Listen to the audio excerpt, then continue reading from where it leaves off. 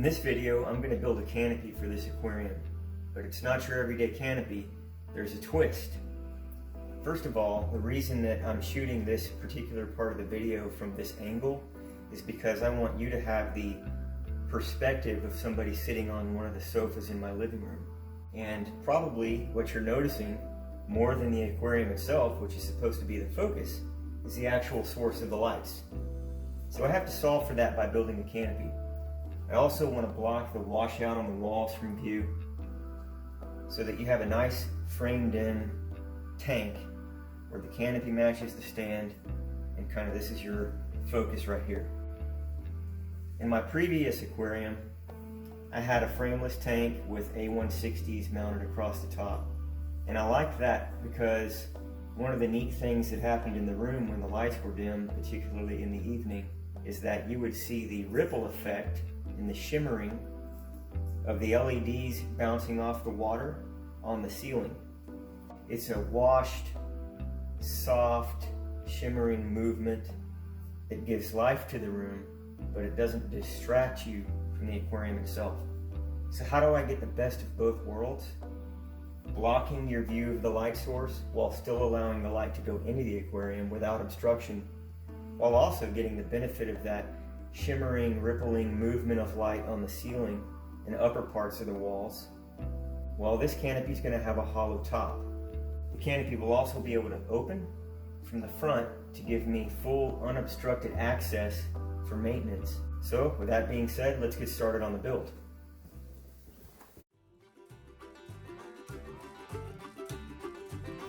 So the basic things I use for the cuts is a tape measure to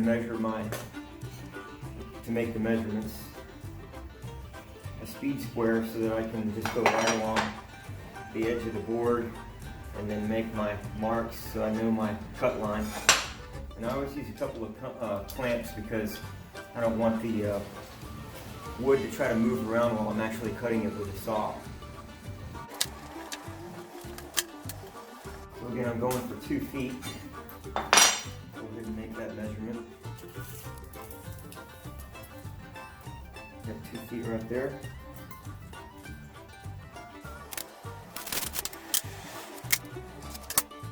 Always cut on the outside of the line because the saw blade has a certain width to it as well. So that's usually about a 1/16 of an inch or more depending on the blade. So if this is my 2-foot piece, I'm going to cut on this side of the line. I'm just setting the depth of the saw blade to just slightly deeper than the thickness of the board so that I'm not having to make an excessively deep cut. The other thing is I don't have a table saw, so the easiest way to make sure I'm getting a nice straight cut is to use a clamp like this. This is made for making rip cuts on longer pieces of wood, but it works pretty well for cases like this. So I know that it's about a 4 5/8 distance from my actual cut line to where I want to put the clamp so that I can get a nice straight cut. So I'll just line this up with the mark that I made. Again, this mark is always going to be the same distance from every cut I'm going to make. So I have that marked on my speed square as well to kind of help cheat and go faster as I go along. So get that in place. This is nice and tight on the wood, and this will actually serve as a guide for the saw so that I can make sure I'm cutting straight on that line and doing what I'm supposed to be doing instead of screwing it up.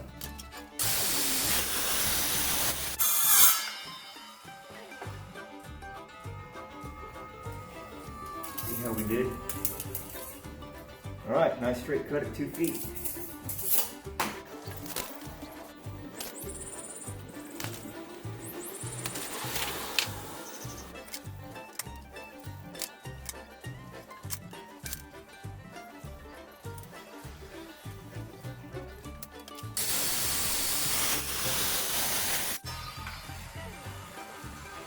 And now I'm going to cut the front piece.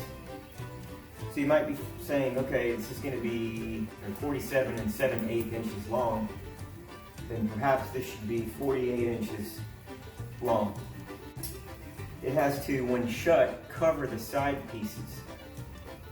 So since the thickness of this wood is 3/4 inches, then 2 side pieces equals an additional 1.5 inches of length that I want for this board. So instead of cutting it at 4 feet, I'm going to cut it at 49.5 inches.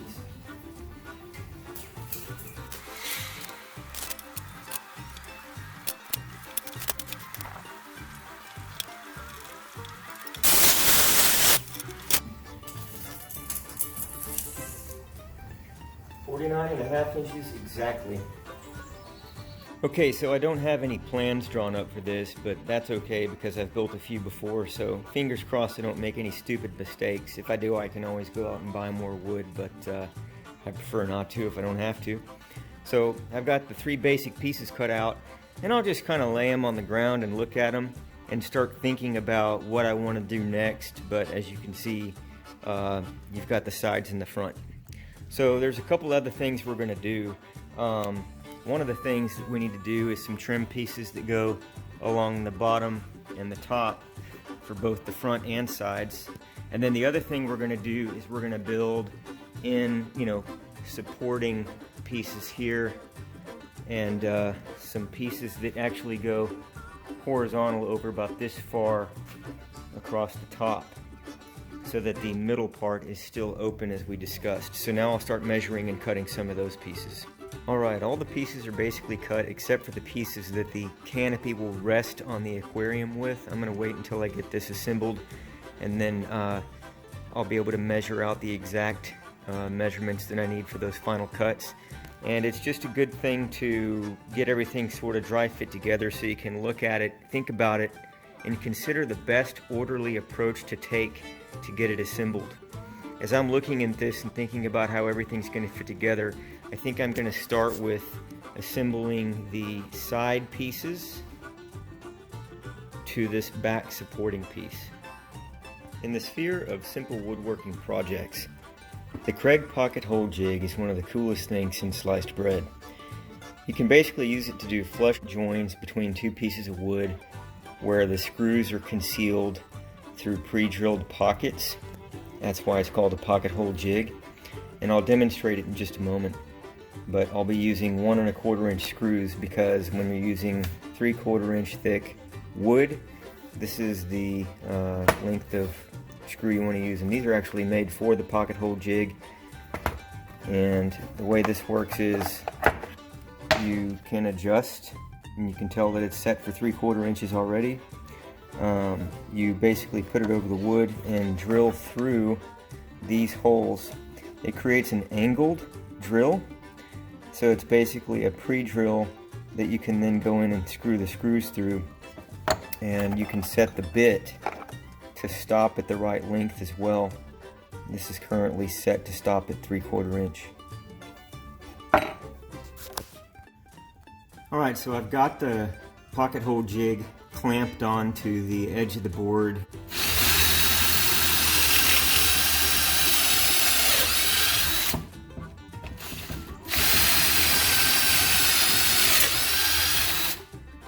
Okay, so we'll remove the clamp,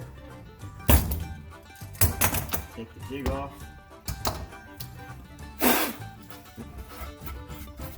holes through which I can screw the screws into the adjoining piece of wood. I'll just take some wood glue,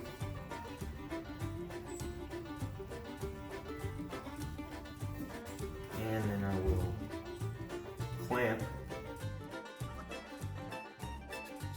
Alright, so I've got the back brace piece joined to the 2 side panels using the pocket hole jig method. I've attached the front brace piece. It is 1 1/4 inch from the bottom of the canopy, and the reason for that is I want to overlap the top of the aquarium by 1 1/4 inches. The aquarium is 1/2 inch thick acrylic, so I want to overlap by an additional 3/4 inches so that there's no visible line from the water where it evaporates.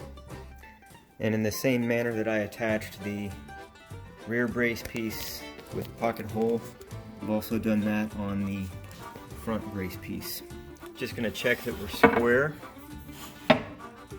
Looking good. Check this side. Looking good. Okay, so I've clamped the front door to the two side pieces of the canopy. I just wanted it to make sure it was in the right position so that I could verify that this piece of wood, which is going to be attached to the front door, is in the right position. I'm going to mark it here and here so that I can remove these two pieces again and then attach this piece to this piece, but just making sure that they're in the right position when I do so. This perspective of the canopy is from the top. This would be the front top. That is the piece of wood I was talking about a second ago that's attached to the front door. It's actually part of the front door. So I've got it all clamped in place, and about every 6 inches I have a screw, because this is a critical piece. It's going to hold the weight of the door, and the hinges are also going to be attached to that piece. So since all the movement is going to be related to this piece right here, when it comes to opening and closing, it needs to be very well attached to the front door piece. Okay, the front door assembly is looking pretty good and solid at this point. So what I've done now is the canopy is upside down, and I'm using this 1.5 inch piece of red oak as a trim on the sides. And so I've just got those clamped on, and they've been wood glued. I'm not actually going to use any screws for those parts. There's not going to be any weight on these parts. It's just sort of an exterior trim. So a good surface coating of wood glue and clamps. We'll just let that sit overnight and come back in the morning and continue. So the pieces that I glued and clamped last night along the bottom are now pretty well set, so I've just gone to the top part of the canopy and attached additional trim pieces by gluing and clamping. Note that the overhang here is 3/4 inches, and that is so that when the door closes, the front of the door will be flush with this piece of trim. Just doing the gluing and clamping of those top pieces on both sides. And now with the side trim pieces done on the upper and lower pieces, I'm just going to carry these same pieces across on the front door. So I've got the door just sort of positioned in place so that I can make sure everything is aligning properly. And so I'll put the trim pieces across here, and it'll overlap these pieces. Okay, now that the upper and lower trim pieces are fixed to the front door of the canopy, starting to actually look like a canopy with the door in place, the next pieces to attach are going to be these pieces here, and I've got them drilled with 6 pocket holes, and we're going to attach them like so, and we'll do that on both sides of the canopy, and then we'll see what happens next.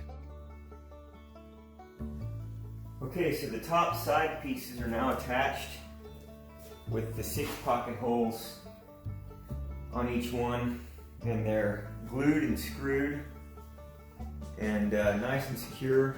And the reason that I'm putting all the screws in there and making sure that those are so well fixed to the structure of the canopy is because the door, which has a pretty good amount of weight to it, and this is red oak. Red oak is a very dense and heavy wood. The door is actually going to hinge right there between this piece and this piece, and right here. So that being said, I want to add a couple more supporting pieces so that when the door is in the closed resting position, it will have something to kind of sit on. So I'm going to cut a couple of short pieces here and put here, and that way there's just something for the door to kind of sit on while it's hanging shut. Alright, so the canopy is resting on its top. These are those top side pieces we've been talking about. This is the hinge point for the door that we've been talking about. I'm going to take this piece of wood on both sides, and I'm going to line it up like so, I'm going to securely fix it to the side piece as well as to the top side piece, and that'll make sure that not only is this given extra support, but it'll be an excellent support and resting place for the door, which will rest against what I'm touching, which is here is the top of this piece. So I'll be doing that on both sides. Alright, so I've got the trim support piece that we were just talking about pre-drilled for the pocket holes, as well as glued and in position. And I just wanted to point out that it's a good idea to clamp things in place nice and securely before you screw your screws in, or else you'll risk movement of the piece. So if you want a really perfectly positioned piece prior to permanently attaching it to something you're building, especially when you're gluing and screwing, make sure you use clamps.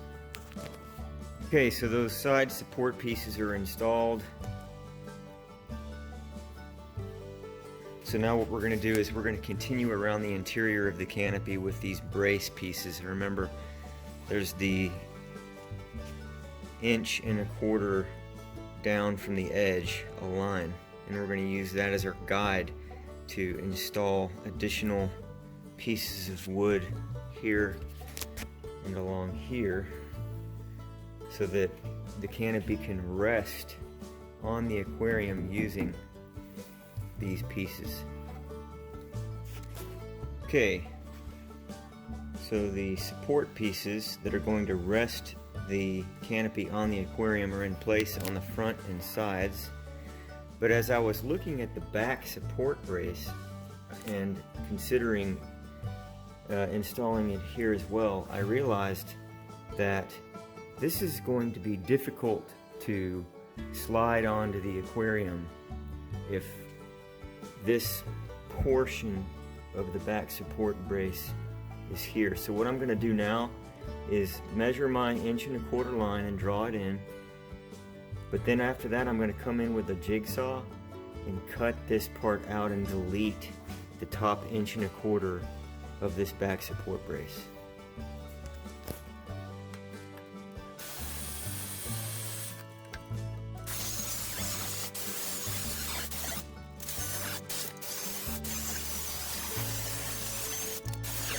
Alright, so this is the back bottom portion of the canopy. Cut looks really good, nice and clean. Actually, I can't even believe how clean that was. You don't even have to sand here. I mean, it is totally flush. So if you think about it, when you put a canopy on an aquarium, this is generally the first area that makes contact with the tank, because you put the back end of the canopy on the front of the aquarium and then get it rested on the tank, and then you sort of slide it back. So that's why I had to remove this piece, so that we could actually do that without having to lift up the entire canopy and then set it down over the top of the aquarium. We just need to take this door, attach it to the body in a way that this will remain attached, in the way that we'll manage the opening and closing by putting these hinges in place. Alright, the hinges are installed.